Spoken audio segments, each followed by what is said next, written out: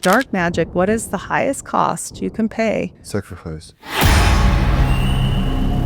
Anybody that seems to get a hold of this true teachings of the School of the Prophets goes a little crazy. Their kids die. Lori Vallow, she murdered her children. The Lafferty brothers, they murdered their sister-in-law and her daughter, nearly decapitating her. They're never going to tell you this. He had to borrow my black horse and go there on the fall equinox, and he needed to dress all in black, and he needed to go there in the middle of the night. He was channeling something. He is doing what we call today, a quarter moon ritual. There's 7 people on the original Mayflower that are related to Joseph Smith. Joseph Smith was a master mason. He became a master mason in the course of 24 hours. That's not normal either. What is Jesus? Jesus, yeah. Don't you know about the New World Order is coming? And I'm like, you missed the boat. It came with the Mayflower. This is the oath you take? Yeah. If you leave the church, you'll cut out your tongue, and they'll slice your belly. They've baptized Hitler, Obama's mom, Hitler, Napoleon, all the stars, like everybody. They want Hitler in heaven. Where's Jesus in the picture? In the 1970s, the Catholic Church got in a whole bunch of trouble with money, and the Mormon Church bailed them out. You have to learn all the secret handshakes to get past the angels and sentinels in heaven, because if you don't know the handshakes, even if you were Mother Teresa, you're not getting in. He had a very deformed dick. That's how you should start the podcast. Do you swear? Yes. What the Mrs. Heidi Love, you said that you were born into Mormon church. You said that your relatives, your family helped establishing the Latter-day Saints church. Please tell me the story. I'm here to listen. I'm all ears. You're all ears. Well, thank you for having me, first of all. Thank you. Thank you for coming. I'm excited because it's my first in-person interview. So this is fun. And, being from a Utah Mormon area growing up, I didn't think anything was weird in my life at all, ever. And I just did what my great-grandma did and what her grandma did. And this goes back to the Huntingtons, the Taylors. I'm more on the side of the women. So when you go down and look at Brigham Young, I'm not related to Brigham. Well, I mean, polygamy happened, so probably a little. But his wives is my relatives. Yes, of course. Back here. Not advertising. If you want to pay us, please. How about that? Yeah, we're going to split 50-50s. And so when we look at this stuff and the people that started it, and I mean, it's obfuscated. It's wrong. I brought books to show that and slides, and they like to have one narrative and it's wrong. And so that is my biggest problem with the Mormon Church. Growing up in it, I devoted my whole life to it. I'm kind of like the ex-girlfriend that somebody lied to, and now I'm their worst nightmare because I hate being lied to. Okay.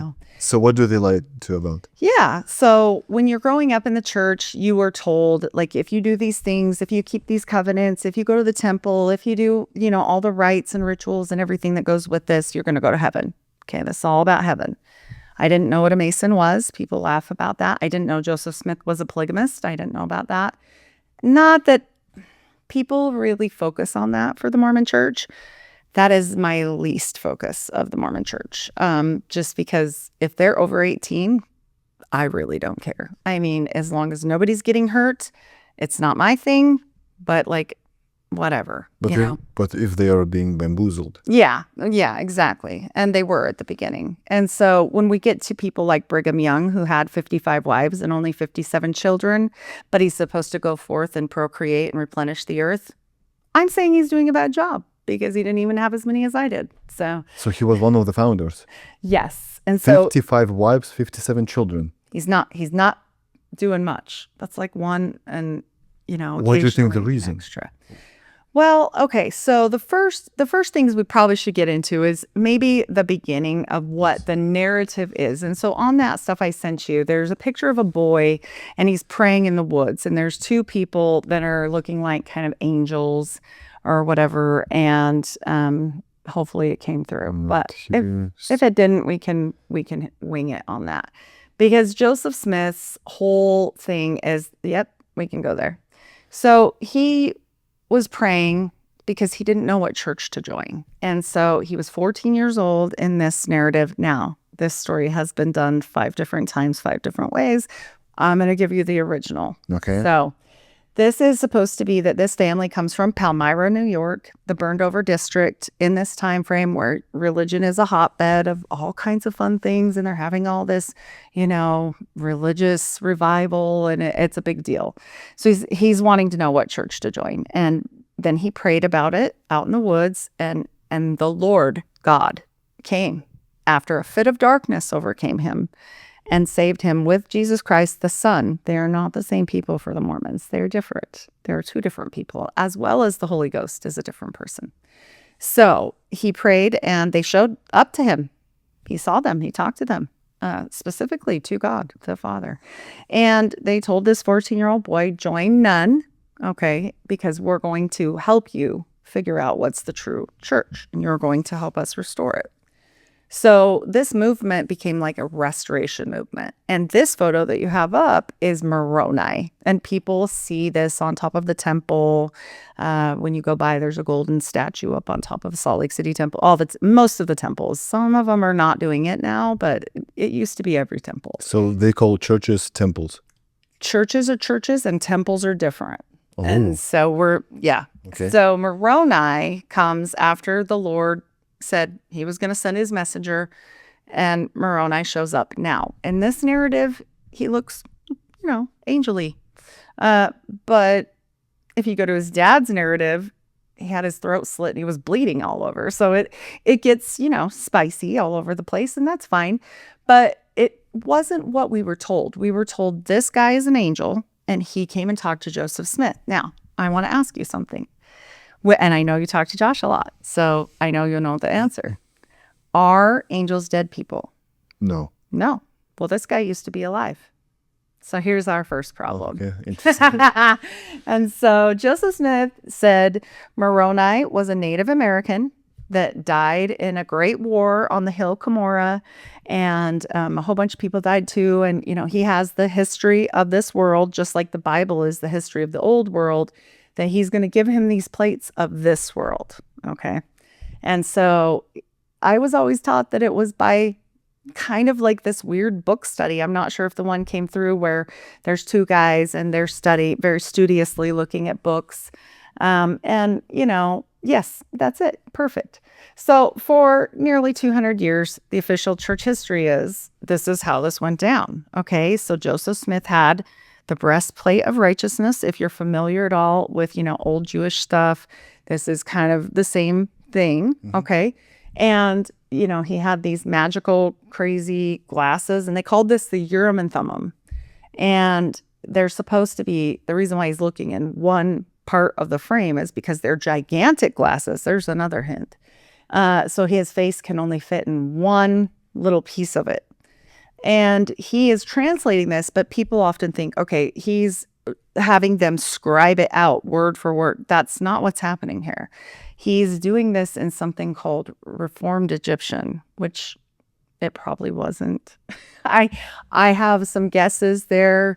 It's most likely Coptic Welsh that he was using, and there's a reason for that. But regardless, it looks very close to John Dee's Enochian alphabet.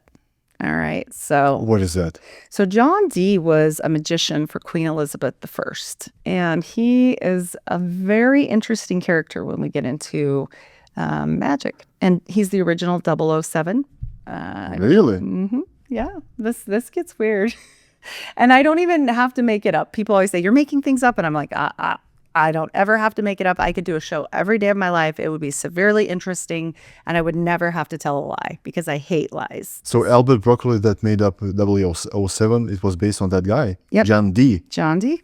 And he's this old, alchemist. He's a mathematician. He's a polyglot. He's very smart. And he was into astronomy, and he was into magic. He created something called the Enochian, magic system. And so do you know about Enochian magic? So the system is, there's 2 systems of magic today where even magicians go, better know what you're doing. Solomonic magic, and Enochian. And he was one of the creators of the Enochian magic. He says he channeled spirits. Boy, where have we heard that before? We just talked about that. Okay, so he channeled spirits, but he's bringing them here, right? God can send us messengers. Yes, 100%. Because people always say, oh, you're saying angels aren't good or blah, blah, blah. And I'm like, no. Angels do what they're told. And they don't like us a whole lot. Okay, it's just the situation. We're the crappy younger brother. It's just what it is. Okay, and they'll do what, Father tells them, but they don't really love it. It's mentioned in the book of Enoch. Yeah. So they're messengers, they'll do what they're told, but they're not coming here just out of the goodness of their heart. This is a God thing. But this wasn't, and I can prove that because Joseph Smith was also a magician. And, the Mormon Church doesn't like to talk about this, but Crowley did. You know who he is? No. Who? Aleister Crowley. Aleister Crowley, okay. So Aleister Crowley loved Joseph Smith. In fact, he referenced him in his book Moonchild because he looked up to him so much. So there's a reason for that. There's a reason for everything. And when we have forgotten all of our history, see, you come from a different place. I bet you know your history. I bet you know how things were, before. I know the official history. Right. But at least you know that. Yeah, we don't. In America, how many people know their history? What do you mean? Everybody knows Christopher Columbus. 1492. Yeah. Sailed the oceans blue. And that's about it, right? It's not really complete because they got people not to care anymore. And I think they were very successful with that. And so when we look at this stuff, and even going back to the Pilgrims, this all ties in. And I never even thought to look at the Pilgrims until recently. I'm going to be doing a new series on history. It ties in. Every time I turn around, I'm like, why is he here? Why is Joseph Smith's family here? What is this about? So this church narrative is that this guy couldn't read or write, that he didn't have an education, that he was a dumb farm boy that went out in the woods and then had this angel appear. Well, that's not really the real story. So But it's very much like Muhammad. Couldn't write or read.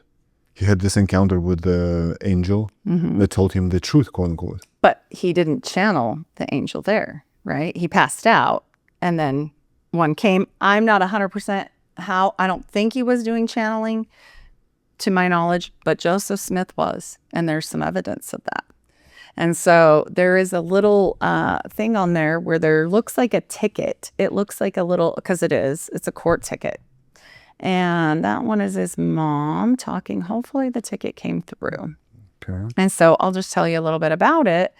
When we're looking at this ticket, I only bring it up because it's going to be integral in the parts of why do we know what we know and who told you that, right? Like, because that matters.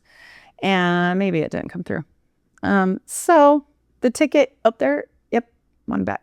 That one? This is it. So there's a real court case, okay? This is a court case against Joseph Smith, the glass looker. This is a date. People can look this up. It's there for everybody to see. And he was, in trouble for being basically a bad treasure digger. He was got fined for being an unruly person, I believe is what it was. But he was doing magic. And they were oftentimes ran out of town because they were doing magic. And so when you have a court case, something else has to happen. To be convicted, you have to have people that submit their statement. Because you can't just say, say so. You've got to prove. So he has some neighbors and other people that come forward in the Hurlbut affidavits, and people can look this up, and they talk about what Joseph Smith was doing and why do they know that. And so what was he doing? So the story is that he just prayed and then he was supposed to go meet the angel. Remember, that's the first narrative. The next narrative is the neighbor says, well, he had to borrow my black horse and go there on the fall equinox, and he needed to dress all in black, and he needed to go there in the middle of the night, and he was channeling something. So he is doing what we call today, a quarter moon ritual. And this is, important. Now, the church will say, yeah, okay, in this book, it will talk all about it. This is early Mormonism and the magic worldview. And there's a whole book about this. Some of the stuff that I put up there is there. This is an older book, but they talk all about this folk magic in here. Okay, it's folk magic. That's not what it was, though. And I can prove that because you're going to see on here, there's some sigils and some signs that look definitely not Christian. Probably most likely. You can see one that looks like a coin. There's another picture, right? The Jupiter talisman. Mm-hmm. Yep, right there. So this Jupiter talisman, Joseph Smith died with this in his pocket. He didn't die with his magic underwear on, but he did die with this. So it was obviously very important to him. Mm-hmm. And we know this was his because his wife wanted it back. And so she identified it to retrieve it back after the death. The other stuff, they're going to go, it was his. No, it was his. Because they don't want to, be in trouble for what was with them. And so this is what led me to the Solomonic magic that I found, because this is the pentacles, this is in Solomonic magic. This is a pentacle. And this is about Jupiter. And I think there's another slide about that. Hopefully it is.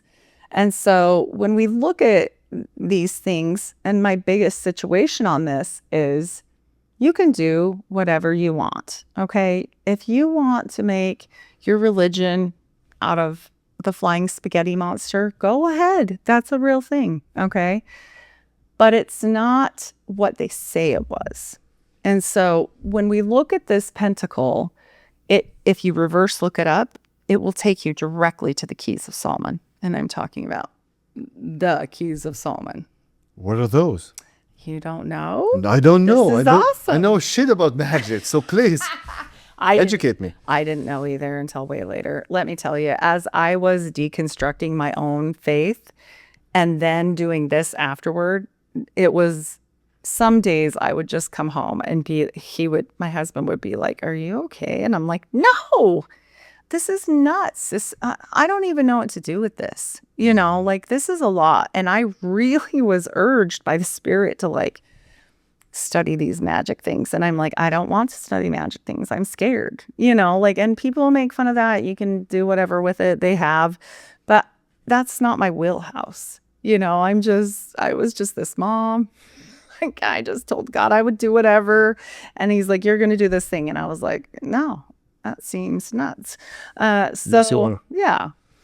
But once you say that, you have to mean it. And so this was put on my heart, and I didn't know why. See, I'm going into all this like you. I didn't know anything. And I'm like, why do I have to do this? It's scary. It scares me. Mm-hmm. Much less now. But this was at the beginning.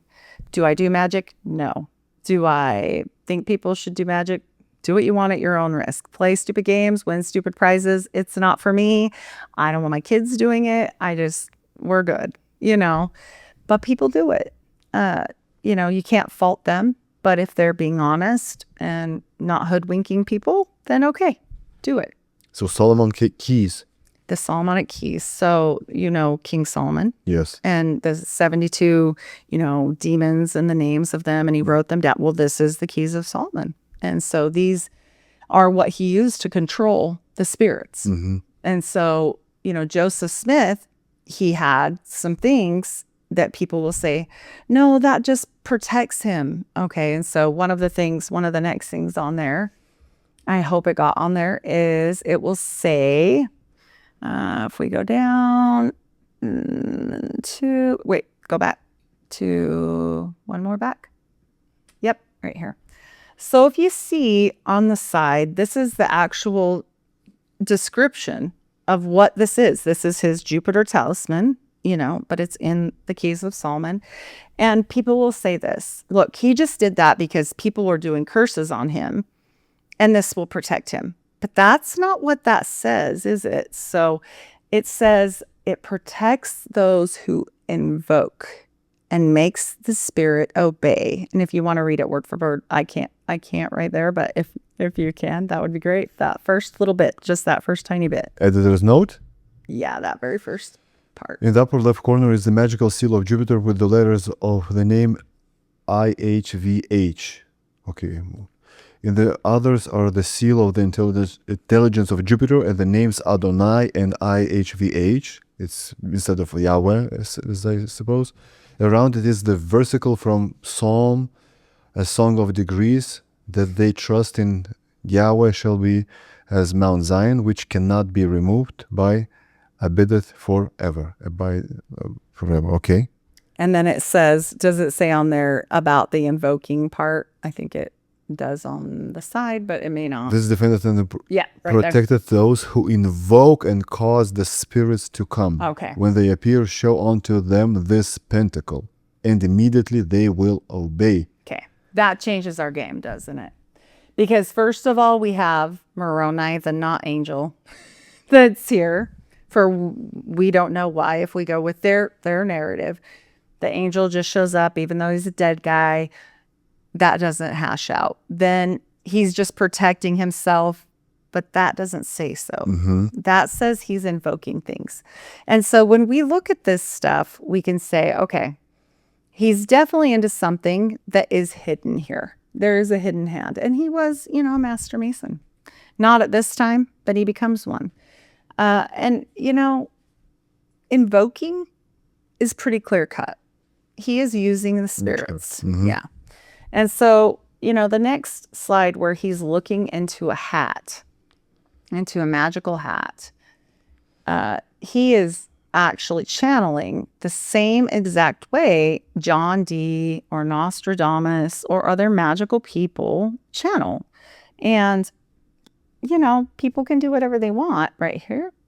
This is the true way the Book of Mormon was deciphered. Remember the one I showed you of the two guys side by side and the breastplate of righteousness? Not so much. This has come out in recent years to be the way it is. And I remember when this came out on South Park and I laughed and I was told, this is a bunch of baloney. It's anti-Mormon propaganda. You shouldn't watch it. Don't listen to anything that's anti-Mormon and don't believe it. Well, now the next picture, there's an old guy holding a hat that looks just like that hat because it is. It is that hat. And what they did is the last prophet of the church, Russell M. Nelson, he decided to pull the hat out of deep storage, I guess, and just go for it. And what he did was take a photo op with this hat. And that is the real hat. And so they told this was a lie. This was not true. I've never heard anything like this until recently. And so, we all kind of stepped back. Even I was already out of the church and I was still floored. I came home and told my husband about it. He's like, no way. I'm like, yeah, they're just going with the hat now. Like, and why does the hat matter? Well, Hughes is a magical stone, which I sent there, and it's a brown stone. Or there's a white one as well. He had many stones. That one has never been photographed, funny enough, even though, yeah. So these relics, these magical relics, okay, are not cohesive with this Christian narrative that they are proposing that Mormonism is. And that's why they hide it. And when we get into the parchments that the family owns, let alone the fact that the mom is absolutely naming Abraxas in a letter to her friend, the faculty of Abrac, it makes one step back and go, what's going on? Like, what is going on here? This isn't what I was taught. This isn't what the church bases everything off of. So why are they hiding everything if they're so benevolent? That's a problem for me. And okay. So, please continue. Yeah, of course. So when you go down to, there's one that looks like a letter. And it's one of the very first ones, I believe, on that slideshow at the beginning. And the mom, I just throw these in here and it's a little bit difficult. I understand, like, going back and forth like this, and we won't stay this way the whole time. That is the rock that he channeled that the neighbors actually said he did. And this gets deeper than that. These things, are they nefarious? They can be. Do I think you should talk to spirits that aren't sent by God? At your own risk, go ahead. But I don't think it's something that a whole bunch of people should be led astray from. And that is my problem with it. So when Lucy Mack Smith states, the faculty of a brack, I think it's one back. I think it's like the very top one when you go to the side where it shows all of them. Right there. That one? Mm-hmm. And so this is in, a lot of people say, well, where do you get your information? Right there. It states this is in the Church History Museum. This isn't made up. This is the church's.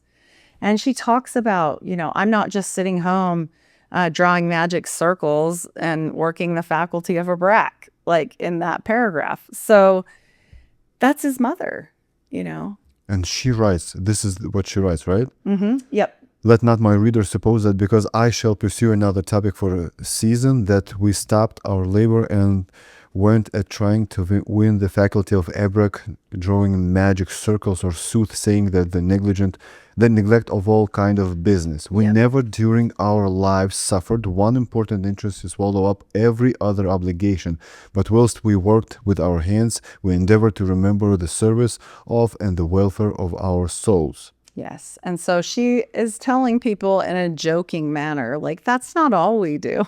Okay. Well, that's interesting knowing where you come from, Lucy. So, Joseph Smith's heritage is Irish. He's related to the Nile of the Nine, and he establishes his place not by adoption in the Davidic line, because it's real in the Davidic line. It can be traced by his actual DNA, Y chromosome. They have done this, and I mean they as in the church, not me. Mm-hmm. Hugo Perego, he has done the DNA studies for this by collecting samples from all of the family members, and at family reunions, he got permission, whatever. This was funded by the church. This isn't some anti-Mormon weirdo thing. And this came back that he was one of these very rare paternal lines that go back to this king called the Nile of the Nine. And so Nile of the Nine. Nile of the Nine. Niall, and then of the Nine. And he's an Irish king. And he's very important when we get into Davidic lines. So the nine refers to Ennead, the 9 primordial Egyptian deities. This is the thing? Nile of the Nine, put king maybe, Nile of the Nine, king. Of the Nine. So when we look at this and we know that he comes from this line, because his DNA says he does, I mean, this isn't by adoption that they claim the throne, okay? They have something called one royal line, and it's not in here, but it's like one right to rule type thing, right? We'll get into weird, the Rings show. Lord of the Right. Rings. Yeah, we're getting into Lord of the Rings weird stuff here. But a lot of people just blow Mormons off because they're like, well, no, they're not. They can't be part of Jewish people because they're not Jewish. And that's silly. They just think so because they're baptized. They're like baptized to Christ. And by adoption, we're all, underneath that. That's not what he needs. What he said was, and this is a quote from him, not I, that he comes directly from the bloodline of Jesus Christ. Because, but guess how many Mormons know that? None. Hardly any. I would say the top echelon only. And so we definitely know, through this Davidic line, he definitely has established that he absolutely is by DNA, related to certain people. But also they believe in the story of Mary Magdalene going on, through the Templars and having children from Jesus Christ. 2 Marys and a Martha, in fact. Mary Magdalene had a child from Jesus. Well, I mean, this is the Templar narrative. So, the whole point of the Holy Grail, stories say, is that that's Mary Magdalene's womb. And that they were guarding this and this bloodline, and, that they know where it is, and that they have the true form of masonry, and nobody else has the true keys. They'll tell you that flat out. And so, well, not as much anymore, but before 1975, they would. So the Holy Grail is the cup. The womb, the chalice. The chalice. Yeah. And who's looking for that Holy Grail? Well, they Catholics? they say the Holy Grail is these children, this bloodline. And that's why I bring up the bloodlines all the time. People laugh about it. They're like, oh, she's not a royal bloodline. I'm like, first of all, the royal lineage that I come from has nothing to do with Mormonism. I come from the Stuarts, okay? Like the Stuarts, like the king, which has nothing to do with Mormonism. And he shouldn't have landed in Kaysville, Utah. And why he was there, I just don't know. Like, they were doing something. They were building something in Utah. And they'll tell you, they were building Zion. That's what they call it. They were building Zion here.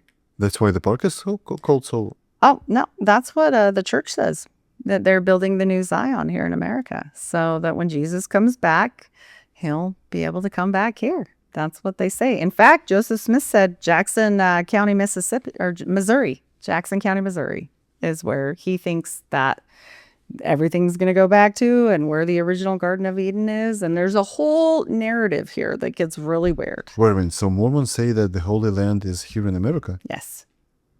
But not normal Mormons. You have to understand, this is like elite level learning, or old people that knew the truth, right? I'm not saying their truth, okay? But where's the Red Sea that Moses split? Well, I will tell you this. The Great Salt Lake is almost completely made up of exactly the same components as the Dead Sea. So there's a lot of components of this. They go into the Grand Canyon. It's just a whole thing. It's a whole narrative, okay? Do I believe that? No. But also, something very strange happened when, they established the church. Orson Hyde, he was a convert to the church. They sent him on a mission to the Mount of Olives very early on, way before the Balfour Declaration. And they sent him there to claim it for the church, which is interesting because you know how land claiming is, right? Like back in the day, if you stick your flag in it and say it's yours way before anybody else. I don't know. What does that mean? I don't know. But he did go there, dedicate it to the church. And that's what happened very early on. And so when we look at this and then we see them warring somewhat against the government, but were they? So we're going to get to that point. So Joseph Smith, he's doing whatever he's doing with his magic rocks, and he's got the plates after many years of going back and forth on this same time frame, the fall equinox. And for anybody that knows anything about, strange magical orders, they say in one, like Martinism, there's a picture of some very cloaked figures and nothing about Martinism now, but it's just, it just is what it is. This is a practicing order of Masonry. And when this is Masonry? Yes, Martinism. Yes, it's an old form of Masonry, which makes way more sense than the 50-year-old Scottish Rite when Joseph was alive. That seems a little quick to make it clear from everywhere and be organized, and everybody's just joining. So if we look at these old forms of Masonry, such as Martinism, and the people that influenced it, like Cagliostro, have you heard that name before? So are we speaking the same language? Yeah. What are the terms that you use? This is all weird stuff. I know. That's a guy. And Aleister Crowley said he was reincarnated, Cagliostro. So these people led these strange movements, which get into Haitian, magic. Voodoo? I mean, they called it magic, so I'll just leave it there. But you and I both know there's some strange stuff, okay? And these particular Martinists, now there was other split-offs. I'm not saying everybody that practices Martinism now is some heathen problem. There was another split-off of that as well. But when it was actually at this point, they believed that on the fall equinox and the spring equinox, you could channel these beings here and they would help you. And Joseph Smith was going out on the fall equinox at the certain time and doing all this stuff, and it really fits with this. Now, this is one I'm conjecturing here. I'll tell you when that is and when it isn't. We do know he did those things. Can I prove he was a Martinist? No. But, we get into the Keys of Solomon, which, are a big part of all of this whole magical world that he's living in. That's what this is, magic worldview. And then if you go to the next ones where you have these parchments. They look very strange. And yep, go back one. This is a parchment that died with the men, apparently, in the jail cell that day. So Joseph Smith and his brother had these lamens, they call them lamens, for protection, they say, but there's more to these than meet the eye, with them. Now, of course, they blame these on Hiram, his brother. Hiram, they originally spelled it like Hiram Abiff, but they did change it to the biblical spelling later. So this family, you know, they're interesting, and we're going to talk about where their roots are really here in a minute. But when we see something like this doesn't look like normal Christianity to me. Okay. At all. No, not to me. Now, if we're talking about Rosicrucian, break-off Christianity with Mary Magdalene having babies, okay. You know, like a lot of people argue with me and say that's real Christianity. I don't know. I'm just saying that this doesn't seem like the narrative I was given or my grandma or anybody else that I know. And this is deciphered at the bottom. These are magical books. These are witchcraft books. If you go to the notes at the bottom of that, it'll tell you Sibley's Book of Witchcraft, the Magus. These are absolutely the books that are part of this. And he's getting, you know, lessons from some very important people to help him create things like this, and, you know, very magical people. So there's another one that looks like a spiral, and it has a whole bunch of words, and they're actually Jehovah, Jehovah, Jehovah, and all the different words of God. But yeah, a lot of people use a lot of things in magic. So, I mean, I can't tell you guys what to believe. I can just show you what they had. And they definitely had these at the time that he passed. And his brother and him passed together, so they blamed it on the brother. And that's, you know, but regardless, this was their families, and as well as that Mars dagger. So when we look at, it'll look like a spiral. I don't think I have it. Just a few minutes ago, but either way, it's okay. I don't want to derail us with that because I can talk about it without it. But this magical dagger, the different sigils, him saying he talked to toads, that something like He talked to toads. Yeah, something like a toad once punched him when he tried to get the plates, because it wasn't easy. He had to keep going back. I've seen this picture, and I was like, there is a toad. There's the magical daggers here. Ones. Mm-hmm. So this is the magical toad. Well, people will automatically say no. The toad punched him. Yes, something like a toad. So we can get into a couple different ways. People will say he's on drugs. They're talking about, you know, toad mushrooms, the ones on Super Mario Brothers. And maybe, right? Like, I'm not saying it's not part of their magical rites at all. Maybe so. But also, we have to know this. Toads are witches' familiars. Whereas in the story that they want you to remember is about a salamander. And that was a fraud. And there was a guy that, you know, made up these fraudulent papers, Mark Hoffman, and he went to prison. And that, just blame that on him. And then this whole thing goes away. Isn't that really nice for the church? Like, it's all fake. Okay, well, maybe that was set up, you know. I'm not saying that it was or wasn't, but I do know this. If you ask anyone about Joseph Smith getting punched by a frog, they will say that was Mark Hoffman, and you're full of it. Okay? Mm-hmm. So we've got all these really weird things. Like, everything I've told you so far is weird. Right. Yeah. It has nothing to do with typical ways, I would say, that a Christian church evolves. Right.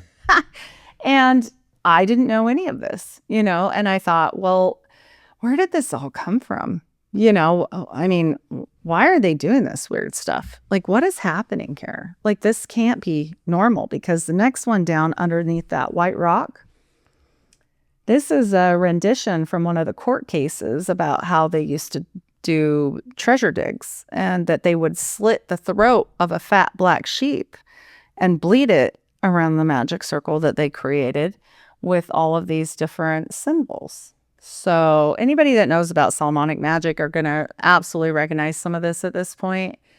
A lot of people are like, no, this is just for protection. Like, when we're starting to slaughter dogs and sheep, and that's verifiable.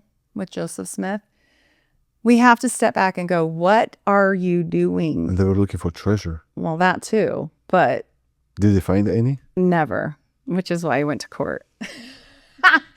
But he did kill a lot of things. So, dogs and sheep and whatnot. And probably somebody got mad that, they gave up their beloved animal, which I'd be ticked, And there's a dagger, that's a family heirloom. It's right there in that photo. And that was and these symbols all correlate with certain birthdays. See, they can't really blame everything on everybody else. The dagger was his father's. But these parchments, the Jupiter talisman correlates with Joseph Smith, and some of these talismans correlate absolutely to Joseph Smith. So, the church just wants it to go away. They don't want you looking into it. Please just don't look at anti-Mormon propaganda anymore. You shouldn't be on weird websites. What are you doing? Don't read that, right? Don't watch that episode. Don't do that. And so this is how they've gotten out of it for a really long time until the internet happened. And then we had a problem. But where's Jesus in that story? Because what I've been told, Mormons do believe in Jesus, in God the Father, and the Holy, they call it the ghost, not the spirit. Yes. So where's Jesus? Jesus is sort of there. He's, He's not the top G? Well, Jesus was created like any man with powers and passions by God here on earth. And Mary wasn't a virgin. And after that, so. They're saying Mary wasn't a virgin. Well, that God took care of that for her. And so they'll never tell you this, okay? They're never going to tell you this, ever. You have to go backward into something called the Journal of Discourses. And the Journal of Discourses is this multi-volume, kind of like encyclopedias full of things that the prophets shouldn't have said. So they just take them out, they chuck them out, and they put them over here, and they go, he wasn't a prophet that day. So that day, okay. Or that moment, or that speech, or that second, or things have changed and we don't like that anymore, so we're going to put it over here. My favorite one that they chucked out was Brigham Young when he said, love your neighbor enough to kill him, because there are some sins that can't be atoned for, and sometimes you got to kill him. So love your neighbor enough to kill him. Not verbatim, but that literally, it's real close. So obviously we've got a whole bunch of problems here at the beginning. And again, I kept asking, why? Where is this crazy coming from? Mm-hmm. This is very aligned more with Catharism than it is with Mormonism, or Christianity or Catholics or anything else, of this time. It seems crazy to me. And I couldn't figure it out. Well, I like genealogy. So, there's a slide here at the very beginning, I believe. And let's see, there's one of a little guy in the corner and a whole bunch of wordage. If you go back to where we can see on the side, maybe it's helpful. But when you see it, it'll have this little guy that's kind of in the corner and a whole bunch of words. And it's talking about somebody in Joseph's family that's really important. And I never heard of him once in my whole, right there. So never once in my whole life have I ever heard of Captain Samuel Smith, okay? But Mormons are hugely patriotic. They love patriotism. They really do. And so I didn't understand when I came across this, why would you leave out Captain Samuel Smith, who actually helped organize the Boston Tea Party? Seems like an upstanding guy. Right. He was at Topsfield. He was like a mayor of the town. He was like all together involved with the government at this time. Okay. So I couldn't figure out why are they not talking about this? This seems great. Okay. So then you go back one generation more and you find out why. So in this book, New England Heritage, this is a good book. It's also on the internet for people, but this is where I happen to find it. It talks about where Joseph Smith, the Smiths, hail from. Okay. And it isn't New York. I was surprised at that. I'd never heard anything about anywhere else. They actually come from a little place called Topsfield, Massachusetts, which is Salem, Massachusetts. And Captain Samuel Smith's father, Samuel Smith the senior, born in 1666, so that we can differentiate. Right, also that. But we can differentiate the birthdays here. He was an accuser of Mary Easty and made sure she got hung for witchcraft. And we know now that many people that were the accusers were actually the ones trying to protect themselves. Right. And then after that time, they go on to marry 6 generations of the Gould family, which is very integral in that whole Salem witchcraft trial. They're 100% on the front page, okay, front and center of this whole thing. And so it seems to me like they're hiding something because they're marrying in the same families for 6 generations after that, okay? So obviously the church doesn't want that out, but it makes a whole lot of sense if we're talking witchcraft versus this kid just went out and did this on his own, right? I mean, it's right there. And so I kept going back further and further. We get back to the Mayflower, there's 7 people on the original Mayflower that are related to Joseph Smith. That seems weird that I never knew that. Through the Howland family, which is the Bushes. Yeah, this gets weird. And I couldn't figure out, my genealogy. I'm a great litmus test for this. I'm like, why am I related to most of the presidents? Why am I related to blah, blah, blah? So then it made a lot more sense when we look at something called the first families. And the first families here on the first Mayflower trip, there was 100 people. Not everybody lived, okay? And the Howlands were really important and become very important when you go forward. And they have a huge, extended family. They had a lot of kids and they all survived and whatever. So for America today, John Howland is this very important person. But not only that, that's just the father's side, okay? But his wife, Emma Hill, Joseph Smith's wife, who was, stand by her man her whole life, she also had the same 7 relatives because they're cousins. They're 4th cousins. And they get married and they have their children. But weirdly, even though all these other generations only had 1 or 2 losses, over half of their kids never made it to their first birthday. And that seemed really weird for me. I started to wonder why. Not just because of the persecution. There's one set of twins that they say they left the door open. So when they came to attack Joseph Smith one night and they got cold and sick and then died. But the others no, and especially the first one. And if you know about dark magic as well, right? Like dark magic, what is the highest cost you can pay? Sacrifice. Right? And or think of the Faustian bargain, right? The death of someone. We see this with Hollywood all the time, right? And especially the death of a child.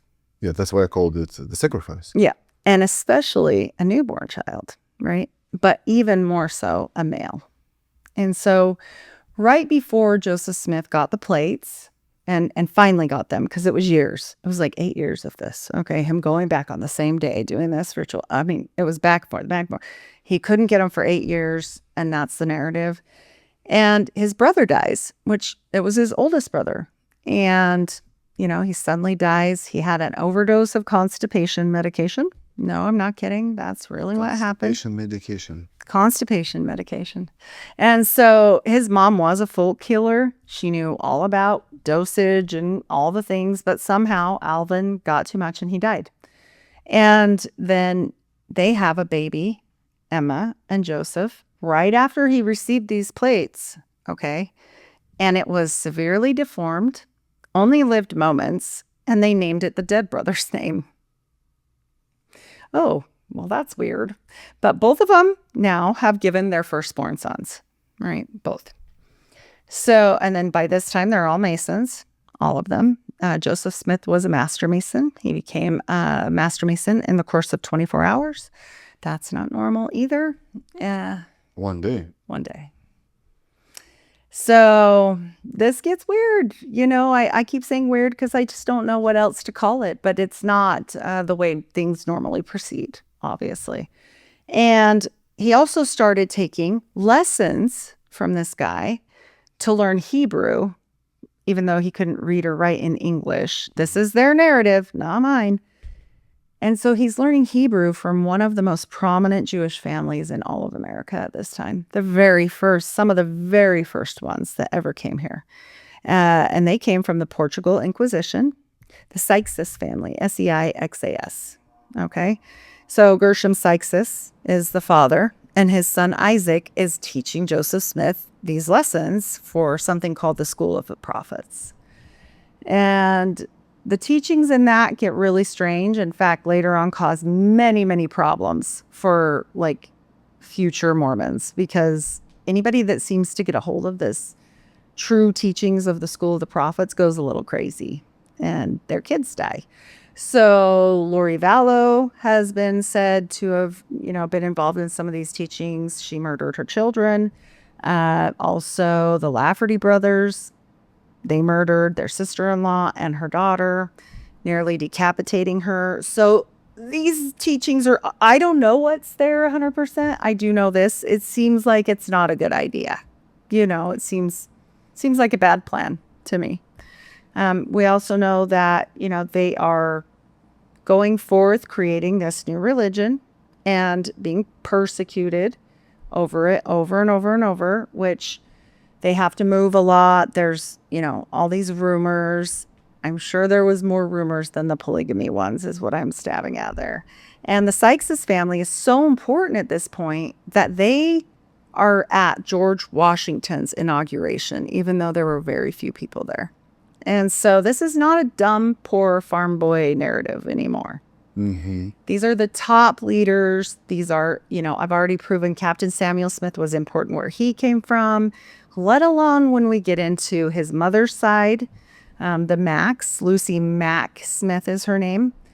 They go on to find Pontiac, Michigan, and start one of the first banks there. Yes, Chief Pontiac settled the area or founded the area first, but this was the first actual settlement there. Okay, so the Macks, Stephen Mack, he settled Pontiac, Michigan. His son goes on, Stephen Mack Jr., to settle Mactown, Illinois. And these people didn't just go away. Like, they never focus on the mom's side. These are people that are very important in the American Revolution movement. And we know one thing about the Mayflower. If you read back enough in history and you learn about Rosicrucianism and Dr. John Dee, here he comes again, we know there's this grand conspiracy that he smuggled these certain papers here on the boat to the Mayflower to be here with certain families. And some of these families have been said to be the Smiths and the Goulds. So when we look at that, and then we look at how they're going through and settling certain areas and marrying into Native American families who own huge pieces of land, and they're acquiring this land through the marriages. They also went to Hawaii at a later date, more towards the 20s, I believe, married into the royal family in Hawaii. We see them going to Canada. We see them going to Jerusalem, like I explained. Mm-hmm. We see them going everywhere. And, Joseph Smith was going to run for president. He did run for president, and he got murdered. And so I think he said the quiet part out loud. He gave a speech, the Follett speech, and people can look that one up. But he was talking about becoming your own God in this speech, okay? And this is what Mormons believe. They believe that, God was a man and became a God, just like I explained, that Jesus was created in the normal way, because God obviously has some parts man, because he was one once, and then he became exalted and made this world for all of us. And we all existed in a premortal existence. We were created little spirit babies, and then, we wait for a body to be put into, and you pick that body yourself. All your trials and tribulations, everything is all your fault. You've chose it all. It's all on you. And you have to, keep going to the end times with all of this, because you chose this. This is your road to hoe, basically, And we look at all of that and know, okay, so their teaching before 1970s was that when you die, you'll become a god and you'll make your own planet. And, Your own planet? Mm-hmm, Yeah. And you'll, No heaven. well, I mean, their heaven is different, sort of. It's celestial. It's enlightening. It's different than what normal heaven is, for sure. So you'll go on to make eternal sex with your wives, many of them. And you'll have these little spirit children, and you'll make your own world, and you'll populate it with all these little people. Okay, what about women? Well, we can go through our husband, and we are eternally pregnant and having babies. She's kidding? No. This is what they believe? Well, they're not going to tell you this. I mean, this is up there. This is like top level stuff. And so if you ask a missionary and they came to your house, what about Kolob? Because this is the planet thing, right? They're going to... This is how their planet is called? Yeah. Kolob? Kolob. Yep. They're not going to want to talk about it. They're going to try and say, well, blah, blah, blah. And they're really good at, like, redirecting the conversation and talking about families can be forever. They also get sealed for time and all eternity, which we know is not biblical. That's not what the Bible says. It doesn't say, we're going to be married forever and ever. It says angels don't get married and that we will become like the angels. We probably won't need marriage, is what it says. But yeah, that's what they sell. Okay, so Muslims believe after they die, they're going to have 72 virgins, I want to say. I don't know what women believe if they're in Islam.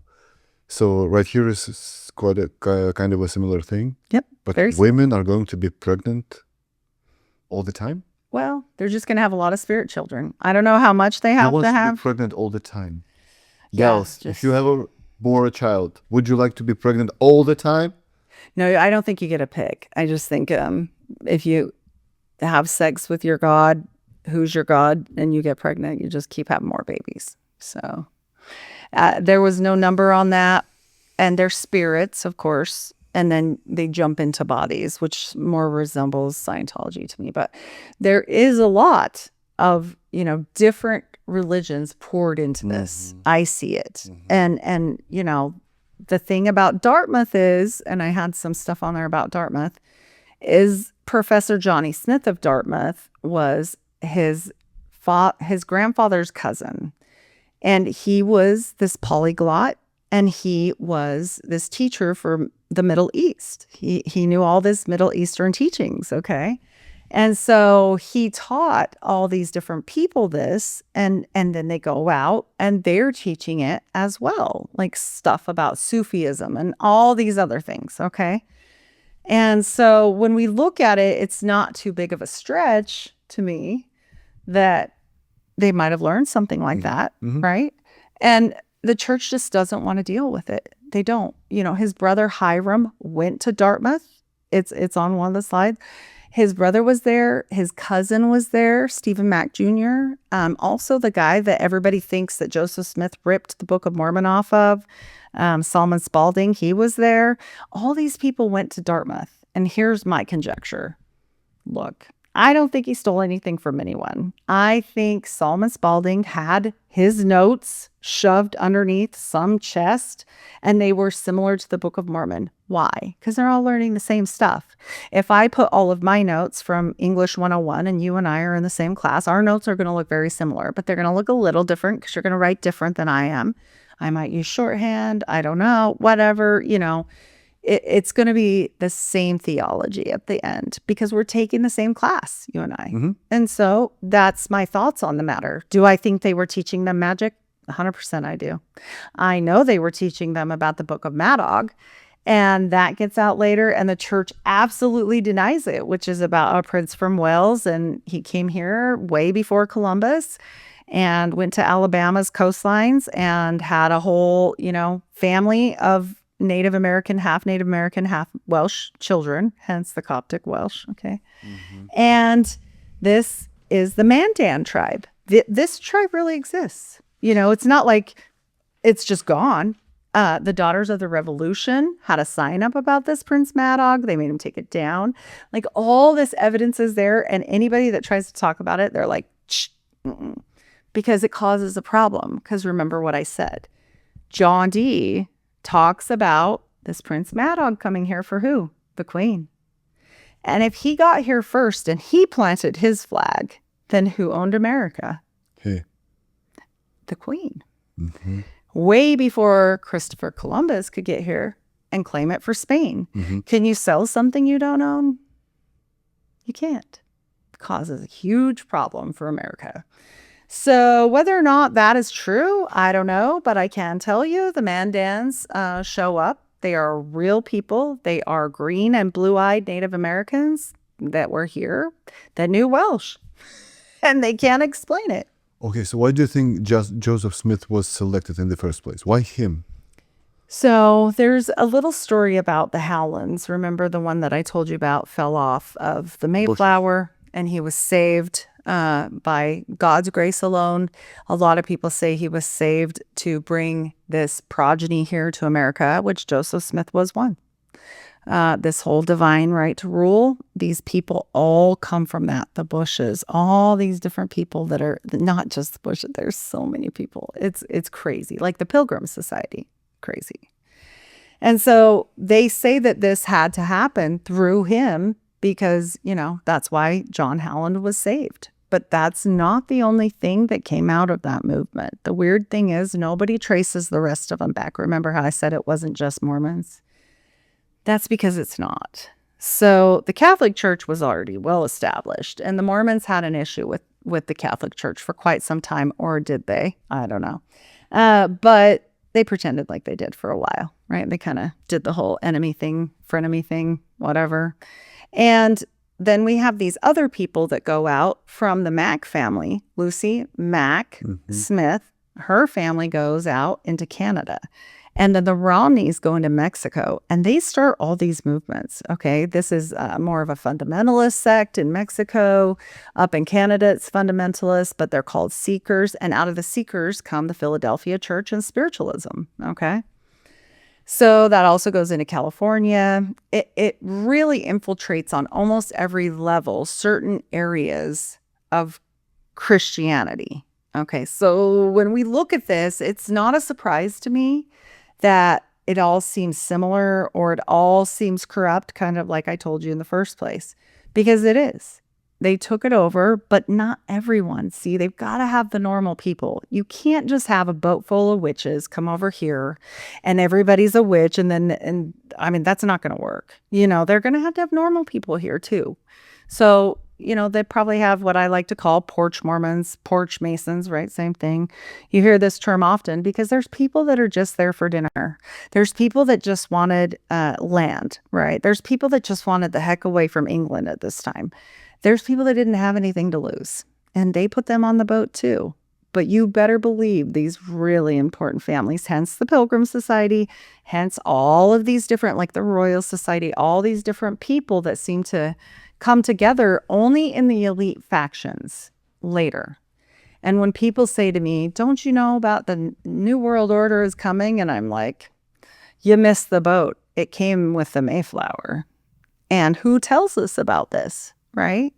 This is all over. Like, this is in old history. If you guys read like Francis Bacon, A Brave New World, like he kind of low-key tells you about this. And then it goes on. It has been popping up in history often. The only holdout for a while there was the Catholics, I believe. But then in 2019, in the 1970s, the Catholic Church got in a whole bunch of trouble with money, and the Mormon Church bailed them out. And there's a lot of like CIA declassified docs with this because the Mormon Church, unfortunately, aligns with the whole three-letter agencies later on. And they become, I kind of feel like they did it earlier on. But anyway, what I can prove is they're definitely aligned by the 70s. Catholic Church had problems with money. Eventually, yeah. There was some issues with money in the Catholic Church during that time. And so they had this friend through, do you know who Michelle Sindona is? God's banker. They call him God's banker. And so for the Vatican. And he's best friends with this Mormon named David M. Kennedy. And there's a lot of goings on with business back and forth between these people after that time. This is in the 70s and 80s. And then we get into, 2019, where the Vatican never let the Mormons ever come and build their temples, which are not churches. Very important temples we'll talk about here in a minute. The temple right down the street. And they'd never done that before from the Vatican. Why? Seems so strange. But not only did they do that, Russell M. Nelson, the prophet at the time, went and took a picture with Peter, who holds the key, holding it with a Masonic grip after the temple was done. That is telling everybody something. That is telling you who holds the keys to the kingdoms now. Like, really. It's not just the Mormons. It's the elites for every single sect of these people. And you're not wrong when you talk about, like, the Muslims heard this story, very similar. You said that. Scientology is very similar as well. They're out there in the desert. They're talking to who knows what. They tell them to write stuff down, and it becomes a religion after what? A sexually charged act, right? The Babylon workings, okay? So L. Ron Hubbard was a friend of Aleister Crowley. This is just, they were, well, not a friend. He knew of L. Ron Hubbard. He told Jack Parsons not to hang out with him, basically wrote him a letter and said, I think he's a confidence man, steer clear. Jack Parsons didn't listen. Next thing you know, he blew himself up, and the rest is history. So L. Ron Hubbard goes on to write all of those books. And why? Because he channeled an entity during the Babylon workings that told him some things. And Joseph Smith channeled something. It comes here. He has not only, I say, a blood sacrifice, but definitely a sexual one. We can at least prove that because polygamy gets instated. Okay. So he's able to do things more often with more people, whatever, more charge. That's whatever on that. So that happens. And they tell him to write it all down, and it becomes a religion. Right. And so we have this time and time again. Even Aleister Crowley talked to something named Awas, and he writes it all down, and it becomes the Lema. And what is that book called? The Book of the Law. Mm-hmm. Well, funny enough, Joseph Smith wrote a journal long time before Crowley ever was writing things about any of this. And it was a journal that he called the Book of the Law of the Lord. By the way, so Aleister Crowley said he wanted people to call him Crowley. Mm-hmm. So I had this gentleman almost, I want to say 2 years ago, he said, F you, I'm not going to call you the way you want me to call you. So I'm not going to be the Crowley, you're going to be the Crowley. Ah, well, I've always just said it that way, but I think I'll stick with that. Okay, so temple and church. Yes. Two different buildings. Yes. Tell me the Absolutely difference. different things. So the temple is, and I'm not sure if I included any temple photos there. I may have. They'll be really pretty buildings.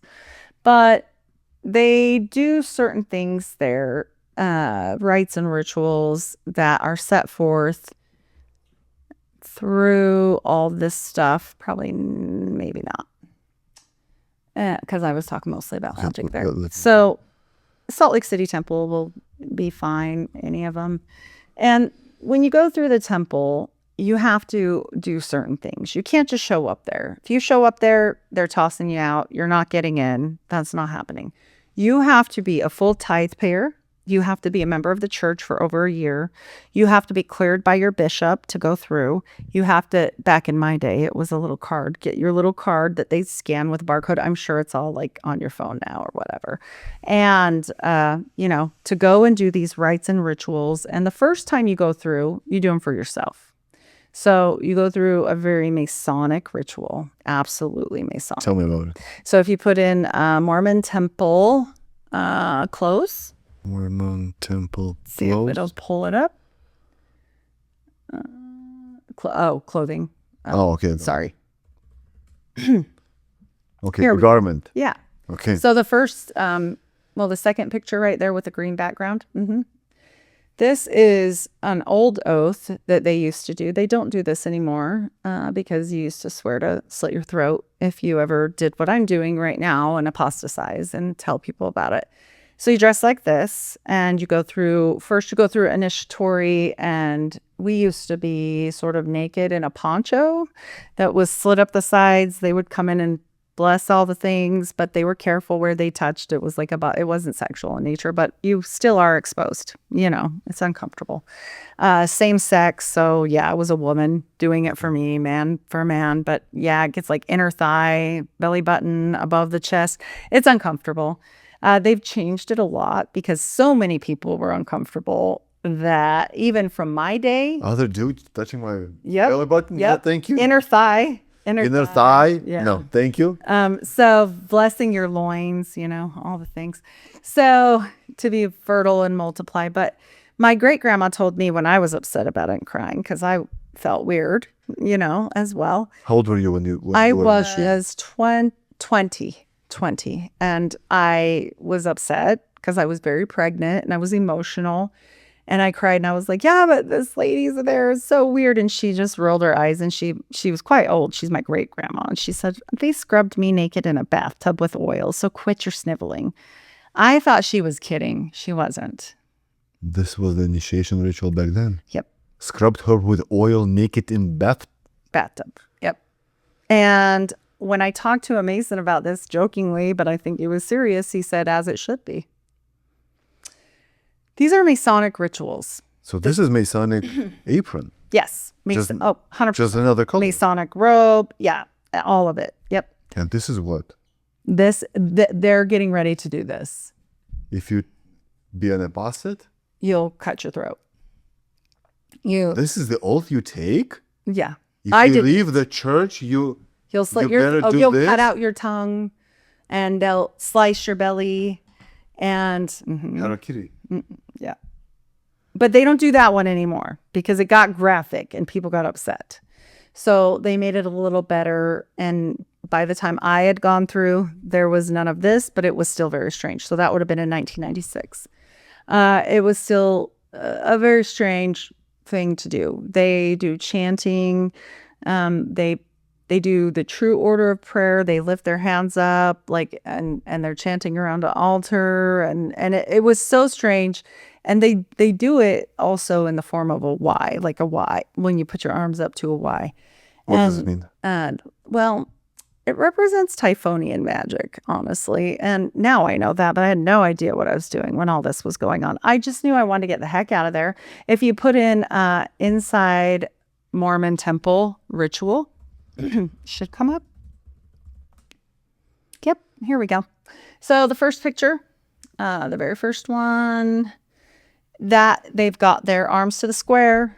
The women used to have to veil their faces. They don't do that anymore because I guess that upsets some women. You can go to the next one if you want. That is the oxen around the baptism for the dead font. That's for dead. What? We'll get there. This is so Christian, right? Well, I mean, technically, if you want to go really old Christian, but whatever.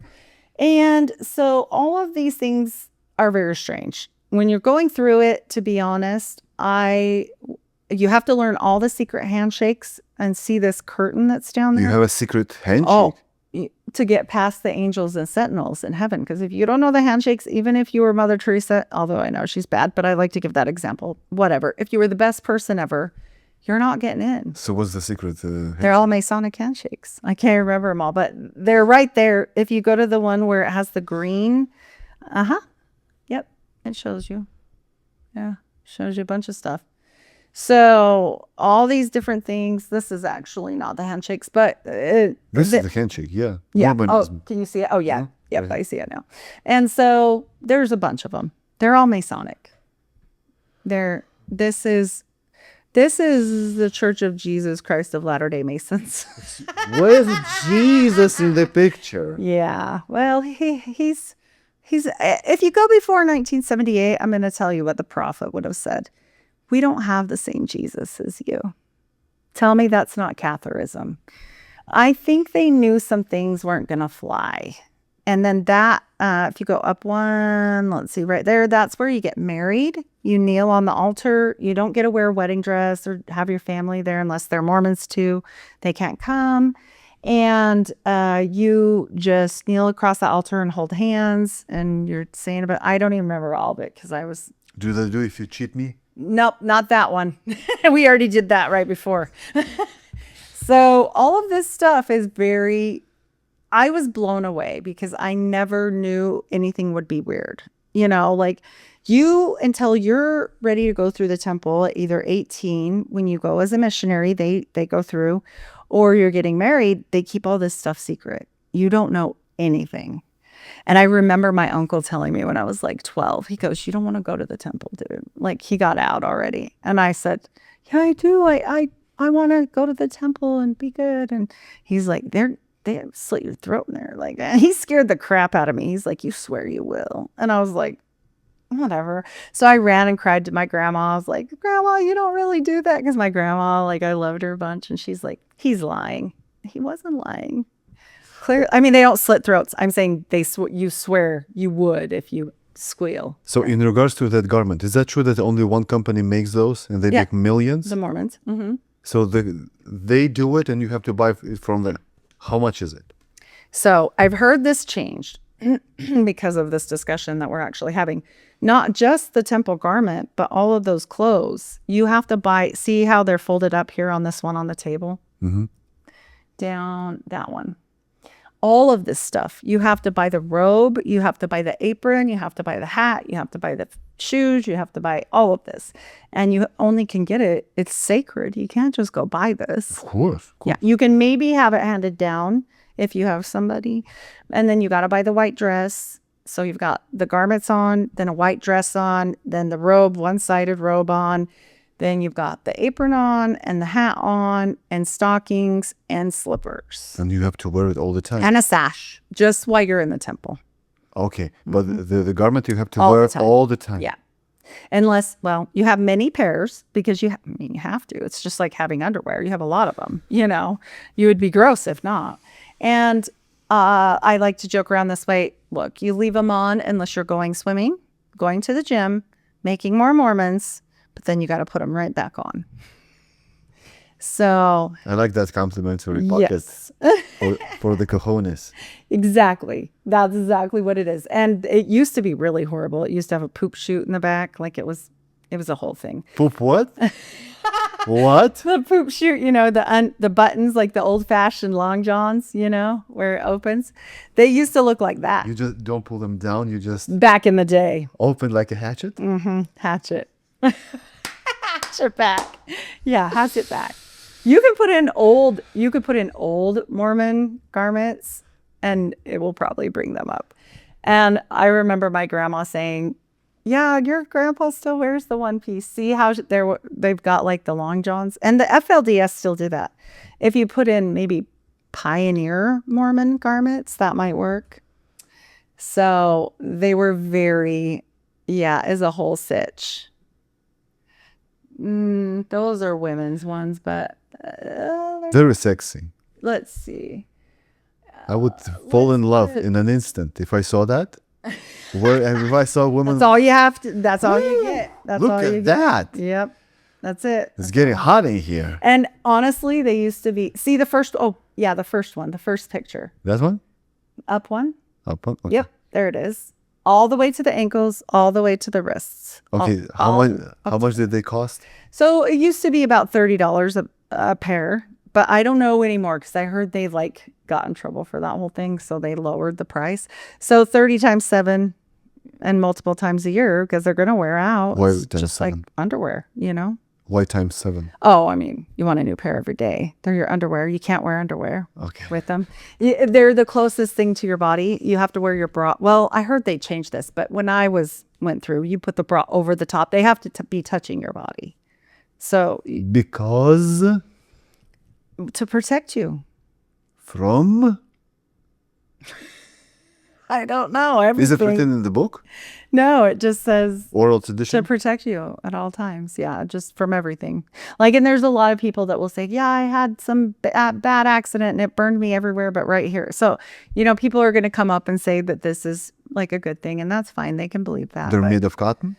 all kinds of fabrics now. So nylon, cotton, 50-50, ply, spandex, and even ones for military that are black. That's the only ones that can be darker. Like, so you don't look weird in the military. Have 10,000 people asking you what you're doing dressed like that. So they look like normal boxers. Same thing for police officers. But yeah. Can you imagine me showing up at the gym just wearing this? No, you can't do Doing that. squats? You Muay would- Thai. You would be in trouble because you have to cover them because they're holy. And so And people still buy it? I mean, not physically, but mentally, they're buying this stuff? Oh, 100%. Oh, I did. That's why I'm so mad. I wore these for a long time. Do you know how uncomfortable I was? You know how many clothes you got on when you got that, and then the bra, and then But the at thing? the same time, you were wearing those and you got pregnant at 20 Well, I was married. Yeah. I got married at 17. to another Mormon. Yeah. Well, he became a Mormon for me. Oh, you ruined their life. I know. His mom told me. He was a Roman Catholic. Yeah. So, I mean, but yeah. So he, Confess. it helped Now. him. It actually helped him, but I have said sorry to her. I feel bad. I feel bad about that one. But it did keep him off drugs. I will say their staunchness actually helps some people. And I get that. But the true meaning behind all of this, like this might be funny. We might be making jokes or whatever. But the things that they're doing, it's witchcraft. I mean, and here's the bad part. Nobody knows. Like I would say more than half of the people do not know anything about this crazy other stuff I've told you. Okay. Not about Salem, not about sacrifice. None of that. The polygamists will, because they hold to the law and they still look like little, have you ever seen a polygamist? No. Oh, you should probably Google Polygamist? modern day Warren Jeffs clan. Modern day what? Warren Jeffs Warren, Jeff, clan. clan. So not all Mormons are polygamous? no, not anymore. Okay. They had to change it. So if you see the one of all the women up, that one's like more of a marriage one. How about the one in the pastels here? This is how they dress. They wear dresses. This is all his wives. Oh, he had a lot of wives. I've interviewed. And he was an able ex-wife. to procreate in this Oh, age? he made so many. Yeah. It's about that garment. Where should I order? The old garments even. They hold to the old ways. And so if you go to the next one over where they're all wearing pink and blue right next to it, see how they do their hair all the same. They don't wear makeup. They wear the old garment that's This is one person's wives? Uh-huh. Yep. And he used to please all of them? I mean, I don't think they were very happy because I've talked to a few of the ex-wives. But But are you supposed, if you're a Mormon, are you supposed to have sex with a condom, let's say? Unprotected? I think they don't care. But nowadays, but no. Back in the day, it was to multiply and replenish the earth. You're doing sex? Make babies. Okay. Yes. And so they made so many babies, their little tight-knit group became so inbred that now they have all these very strange diseases that only happen to certain people because it's literally like a DNA deficit problem because they don't have enough different DNA. There's some really strange medical problems with some of the people. 1, 2, 3, 4. 1, 2, 3. I think he had 100. I think I want to say he had 10, like 90 11, something. 12 times 4, Here, almost 50. I'm going to look at the way more than 50. He's in jail because he married a 12-year-old. So 12-year-old? see the picture there. I think, yeah, right next. See that girl that looks so young? Yeah, I think that's his wife. Warren Jeff. So these are people that are still alive. My ex-brother-in-law was one of these polygamists. He left them and married my sister after he left. And he speaks out about that. And he has a book called Isaac's Story. And it's actually really sad. They'll run the men off and take their wives. And They'll do what? they'll get rid of the men. If you do some slight thing that they consider you did some bad thing, they'll run you off and take your wives and children. And you'll never see them again. What did they do to the men? Kill them? No, they keep them and hide them. And you'll never see them again. You get kicked off of the property. They live in compounds. It's a whole thing. Okay, so how can you convince a father of this girl so this guy can marry your daughter, 12-year-old? Because he's the prophet and he had a revelation from God. Okay. And so you have to understand that Mormons believe in direct revelation. And the direct revelation is that they are a prophet, seer, and revelator. That is their title. And all of these groups splintered. Remember, I said Joseph Smith got killed. Well, he didn't leave somebody in charge. So this became very messy. And all of these different groups went everywhere. So we've got like Jesse James Strang, who just I mean, he told the quiet part out loud, so he didn't make it very long because he also made the book of the law of the Lord. And then he called his order the Halcyon Illuminati. I don't think they liked that very much, so he didn't make it very long. And yeah, and he was continuing polygamy. But Emma, the wife of Joseph Smith, who was very upset about I mean, come on, I would be mad. She said, no, it was never true. He was never a polygamist. So you've got all this, craziness. We've got Brigham Young that comes in. He takes the saints, his share of saints, over to Utah. And then, they're doing their thing here, which we can get into. And then we've got the Jeffs clan. So when they said, hey, we're not practicing polygamy anymore because we want something called the Federal Reserve. So can y'all cut it out? They were like, no, what are you doing? No. And so, yeah, they took off, started their own community. That's actually it by Zion. You actually have probably seen some people like this at Walmart. If you saw some people that look like Little House on the Prairie. I've seen a few people swimming at the Zion National Park in those garments. Yep. I was like, yep. What is that? Yep. Is that like a bathing suit? This is the people that are devout, and they're called FLDS. So, yeah. FL, it means what? The fundamentalists. So Rulon Jeffs had 80 wives, and I know Warren Jeffs had more than that. So I'm looking for Warren's, but his is more obfuscated because he got arrested. 80 wives, your dick will explode. 80 wives. I mean, I would think it would not be a fun time. I mean, maybe for a while, but geez, could you imagine putting up with these women? 80, all of them talking at the same time. Yeah. I need this, I need this, help me. I couldn't do it. I couldn't do it. One is quite enough for most people, I think. I don't know. Maybe I'm just talking for him, but I'm a pain. Look, it's a lot. And so, Rulon Jeffs, his father, he was a little more fair. See, I'm not saying he didn't try to coerce or whatever, but he at least waited till they were 18. Warren Jeffs got weird with it, and a lot of people had problems with it. And I have a problem with it. I have a problem with it. 12-year-old. Yep. So we call Epstein a pedophile. Right. But we don't call that guy a pedophile? Oh, he's in prison. Yeah, they did. They got him. Mm-hmm. Yep. They definitely got him. So. Okay, are there any other ethnicities or only whites? Well, not with the polygamists. You're not going to find. Okay, so in the mainstream church, Warren Jeffs had 81. He had to up his dad. He had to one up it, And so anyways, there was many other people that did this same thing, like the Kingstons. We can talk about them. They're really interesting.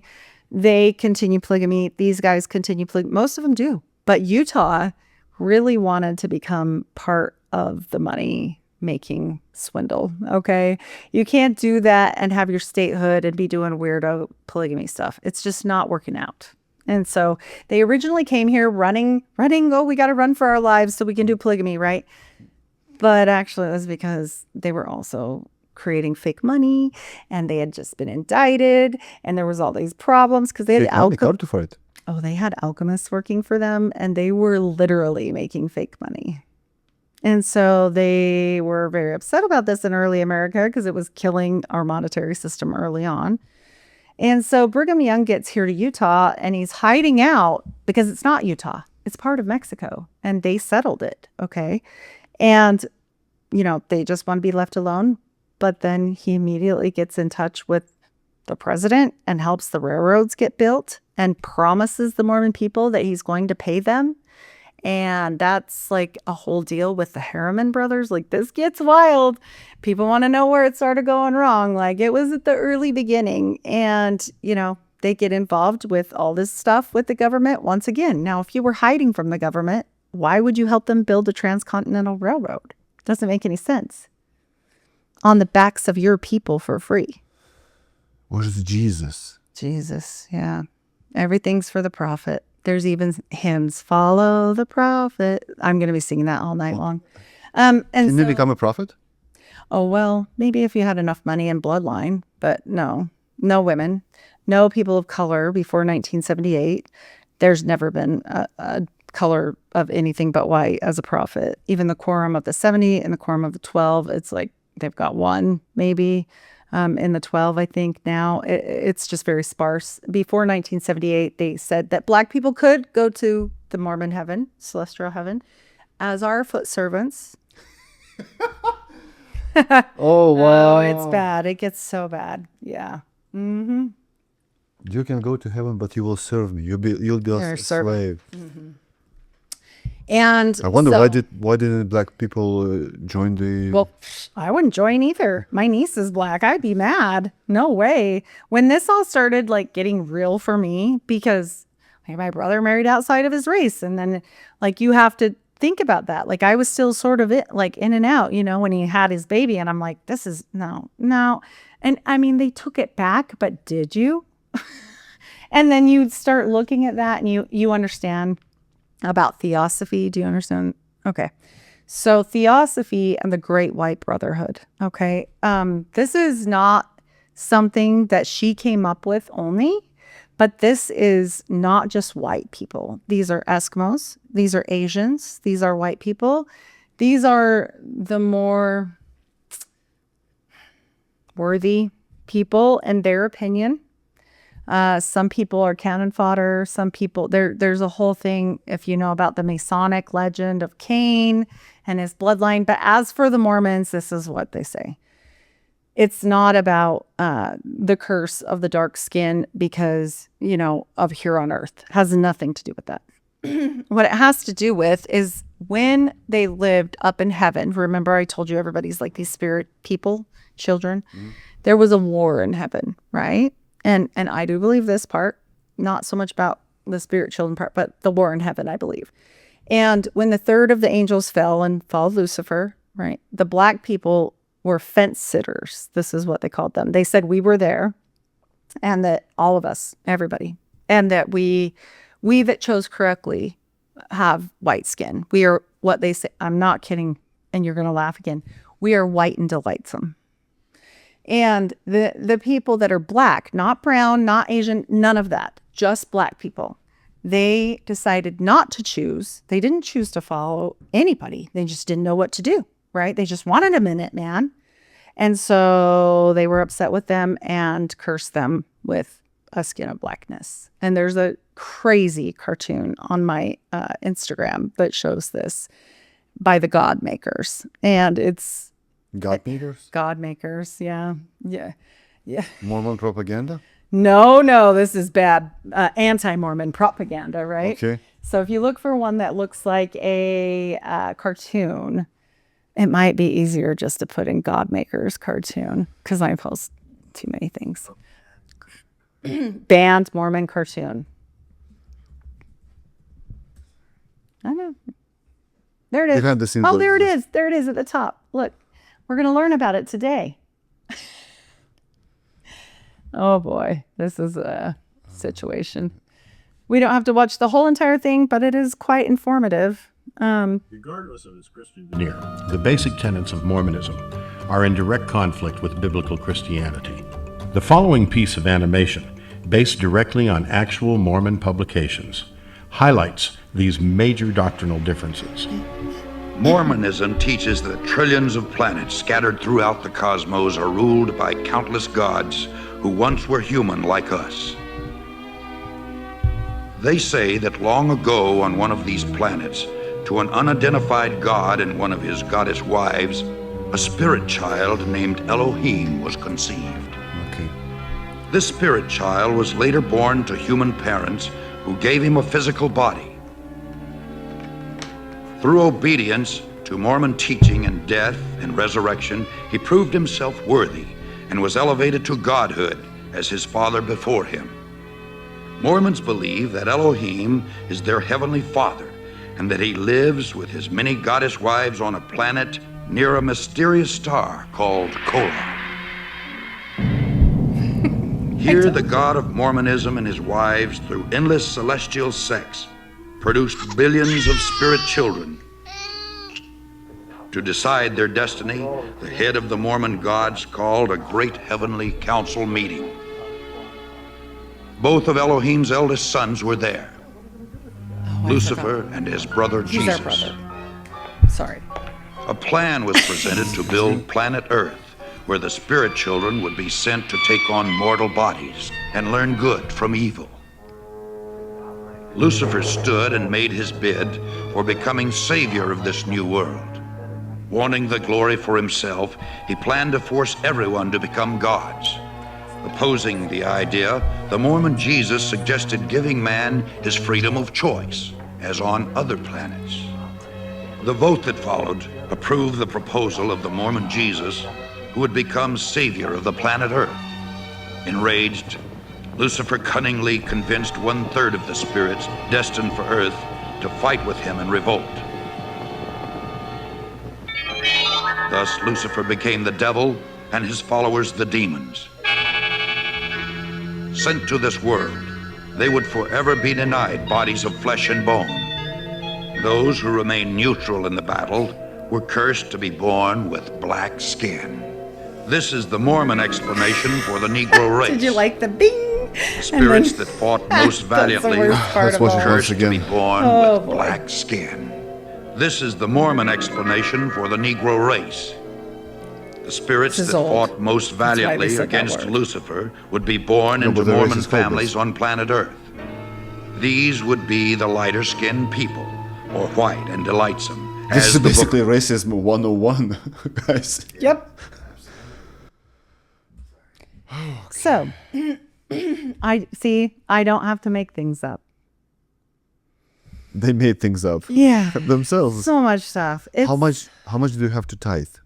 How much what? Tithe? Oh, 10% of your full income, not your net, your gross. And then any of your birthday money or anything you get, like your dad dies and leaves you stuff, do that too.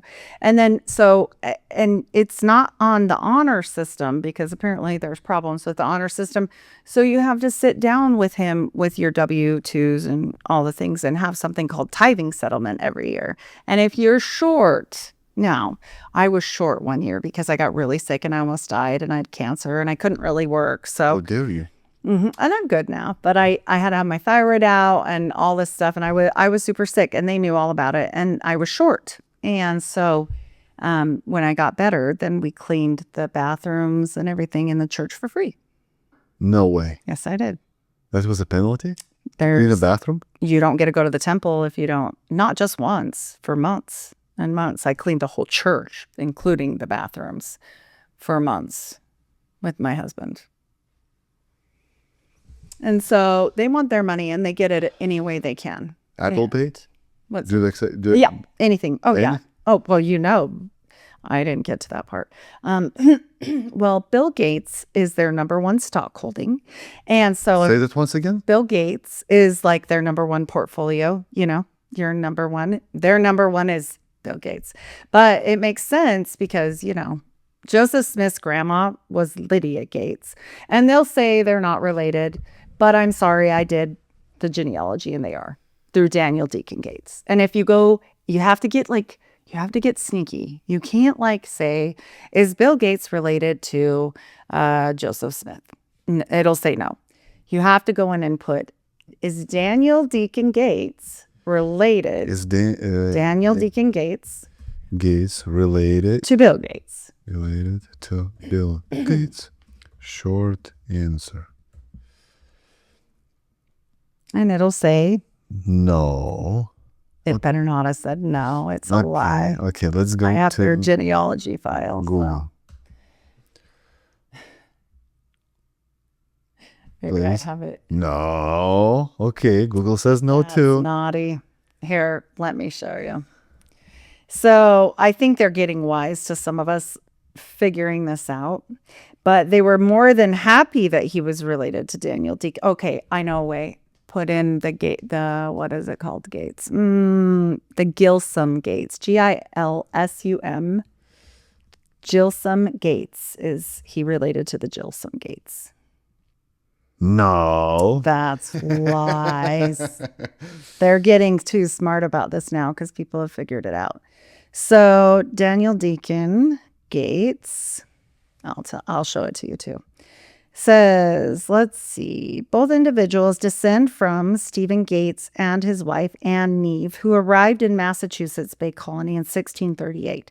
So Stephen Gates, both Lucy Mack Smith, which is the mother of Joseph Smith, and Bill Gates are descendants of Stephen Gates, 1610 to 1662, and his wife, Anne. And so here is that, so that you can see for black and white what it is. And it's also been verified on Ancestry, because I can go in and look at it. And through Daniel Deacon Gates, they are. And they'll just turn around and say, well, it's so far down the line. Blah, blah, blah, blah. And I'm like, yeah, well, it still applies. And so, and the Fullers as well. So this says the founder of the Latter-day Saints movement is Bill Gates' 6 cousins, 6 times removed. So they say. And then you keep going later. It's not at all. And then I found it through Daniel Deacon Gates, where it shows it's pretty close. And so of the Gilsum Gates. So they're just hiding things at this point, which is crazy. But it shows the other relatives. So who's the head of the LDS right now? Oh, so they just got a new prophet. You're going to love this. Ooh. So the prophet, Dallin H. Oaks, is the new prophet. What's his name? Dallin H. Oaks. And you know, he just happens to be very involved with Chicago. And who did we just get for a new Catholic Pope? Oh, that's right, a guy from Chicago. Makes you wonder, huh?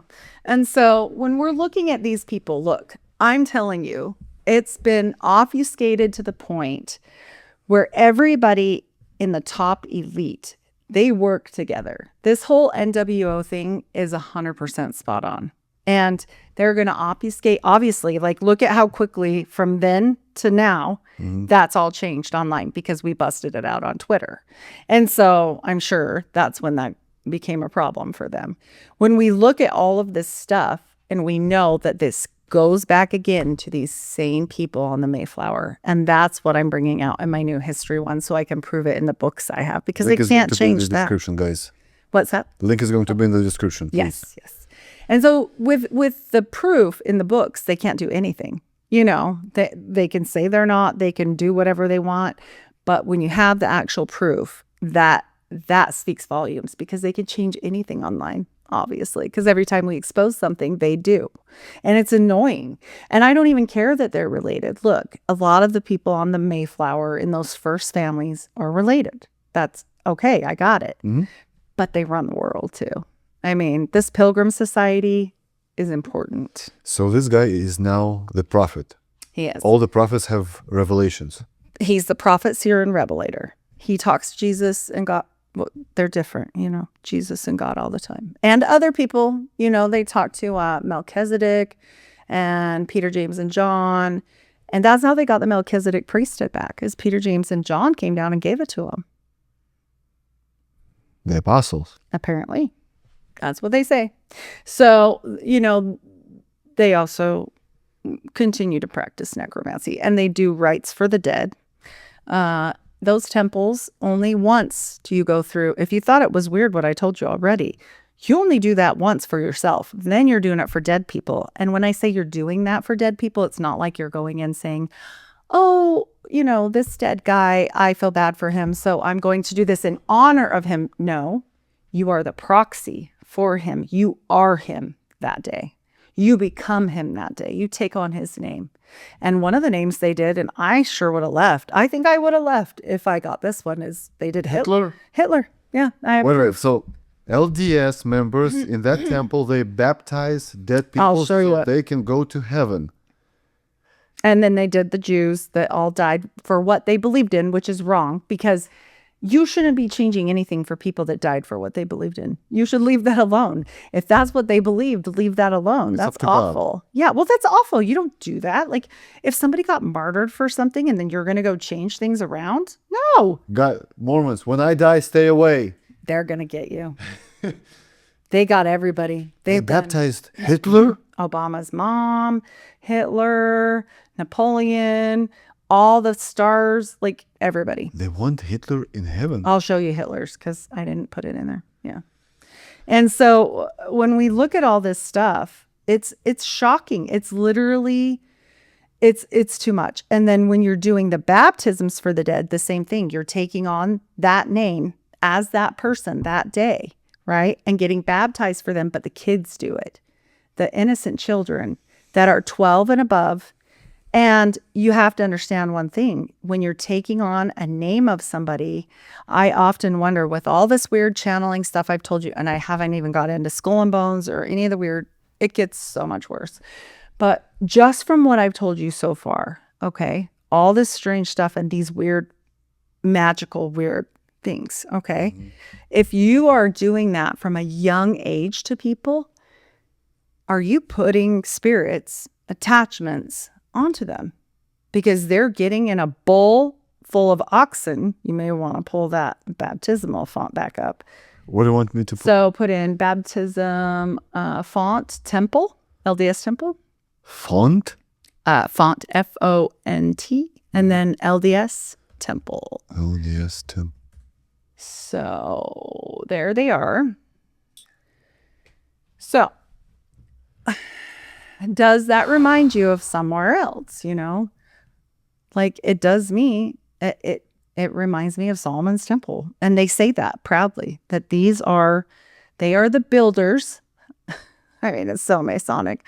And this is, you know, the same as it was for Solomon's temple, but not everything that happened at that time was good. You know, this was esoteric. We'll say that. I won't say good or bad, but I'm definitely saying this. I don't think that it's smart to be doing necromancy in any form. You think so? I don't think so. I think it's a bad plan. You know, they dug up his brother. And they dug up the prophets, Joseph and his brother, both. And then they made Cain's. Their corpses? Mm-hmm. Back when? Oh, they put it in the newspaper. It's great. It's on my. So if you. Smith corpse. Dug up and made Cain's. Yeah. They made, death masks. And then they made, if you put in the cult of the black sticks, that will give you a fun one. So they dug it up and they used the oak coffins that they were buried in to make canes. And they'd been like putrefying all over this wood for that's why they're black. And so they made sticks out of these canes for the new prophets. And then they put their hair in the knob. Put in Cult of the Black Sticks cane. It'll probably come up.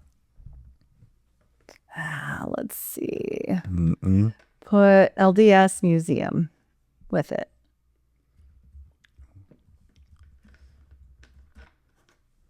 Cult of the Black Sticks. The LDS Church calls this Stephen Macron's large history stick. This is it? There's a few of them. There's multiple. There it is. There's one.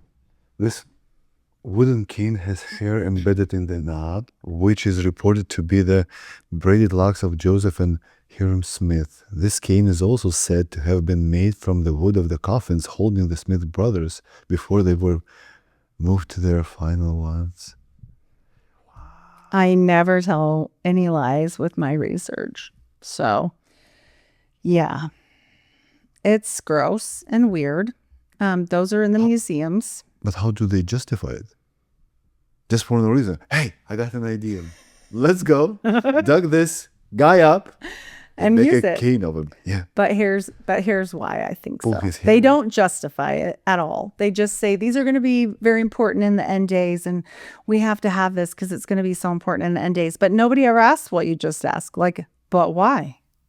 Right? I think I would have if I'd been braver, but I wasn't brave back then. And so ultimately, what do we know if we go back to Canaan?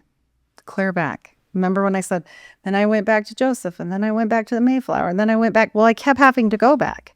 And eventually we get back to Canaanites. Okay? Mm-hmm. And we only know certain gods that want blood and bones and things like that.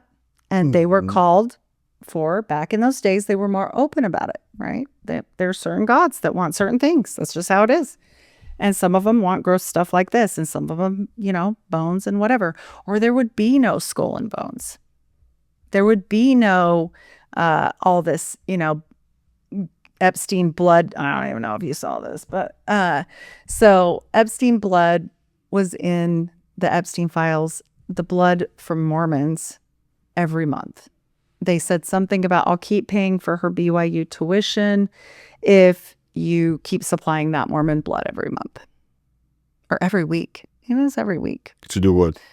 Well, they didn't say To that. transfuse? They didn't say that. But I did wonder about it because, there's some satanic baptisms with blood. Jesse Zaboter talks about this. There's a lot of maybe transfusions.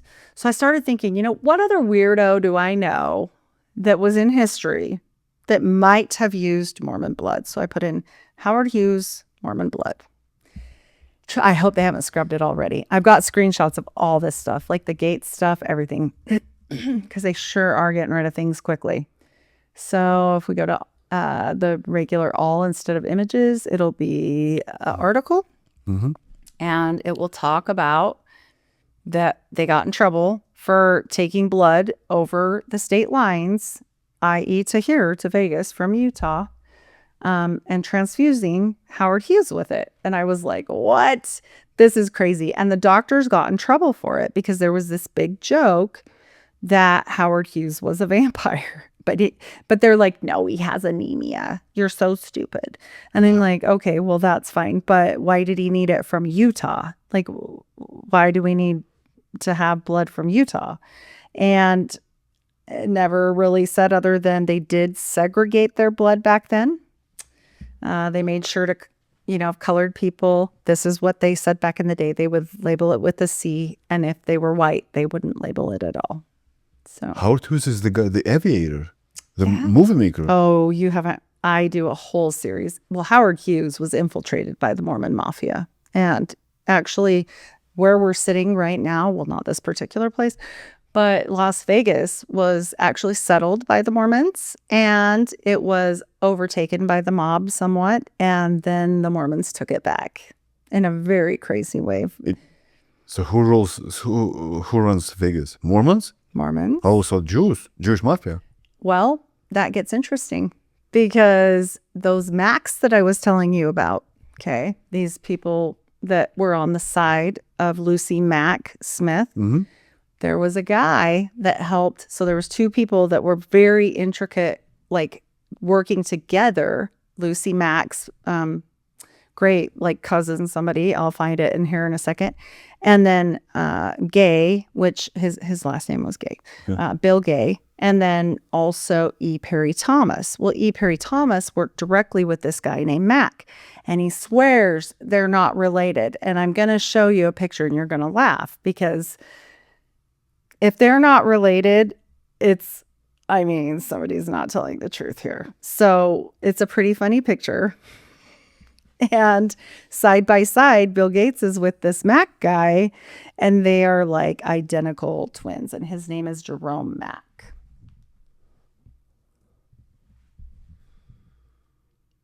Right. They're not related, though. At all. Not at all. Let me pull this up. Jerome Mack. And this I made. I'll send it to you because Nice. I made that side by side. But you can do just like Jerome Mack. Yeah. And so that's him. Mm-hmm. He's not related to Bill at all. At all.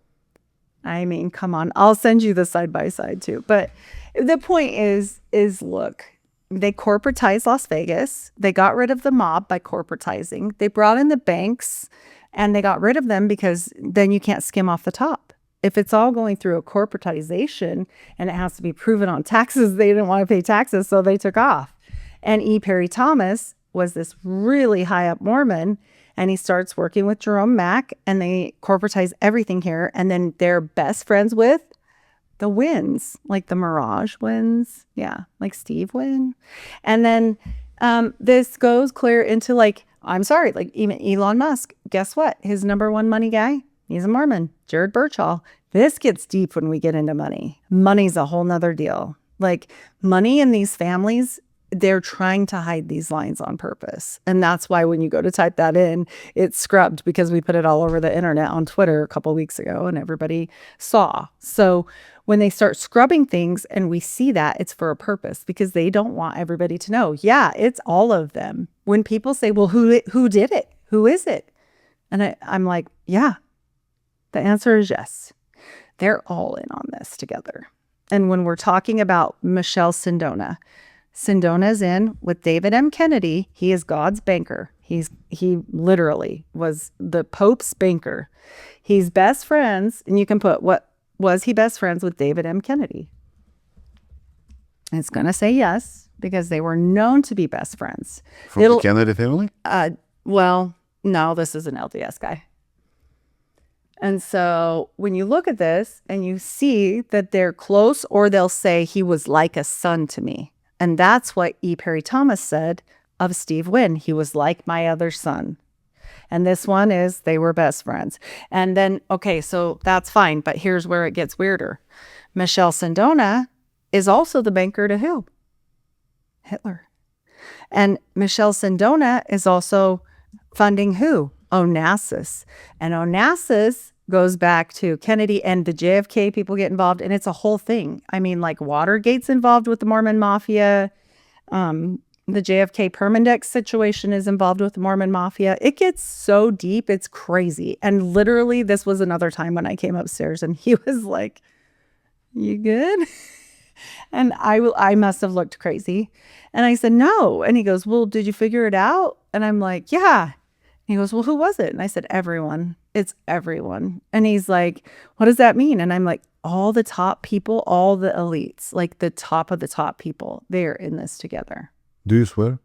Yes. What the fuck? Like literally. That's what I said. I wanted to have a nervous breakdown for 2 days. And he's like, what do you mean?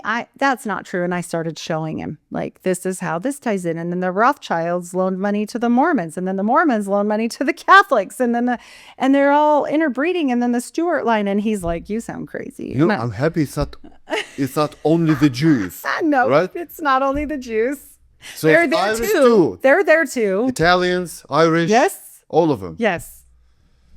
All of them. Just the top. Just the elite. And when people say it's a big club and you're not in it, they're wrong. It's a small club and you're not in it. But you're still not in it. Yeah, No it's matter the everybody. size. Yeah, no, it's everybody. You have all this documented on your YouTube channel? Yep. Guys, link in the description below. Please show some love for Heidi.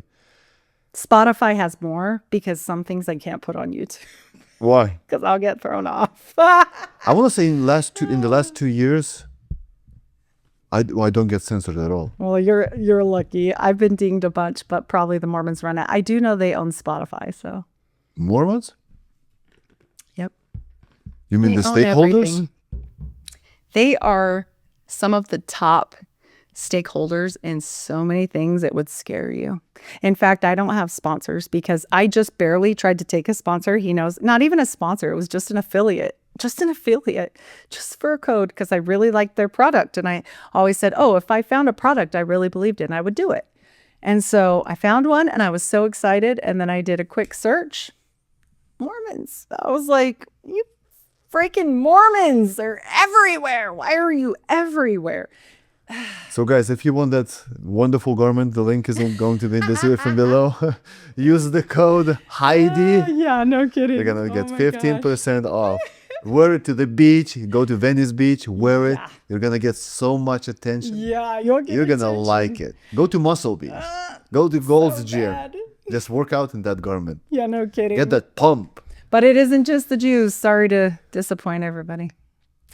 It's the Jesuits, it's the Jews, it's the Mormons, it's the royalty. Yeah. And it's not all of them, right? It's just some. And I think the Epstein files has shown that. I think that right there has been shown almost more than anything, because who all shows up? Like people that don't make any sense.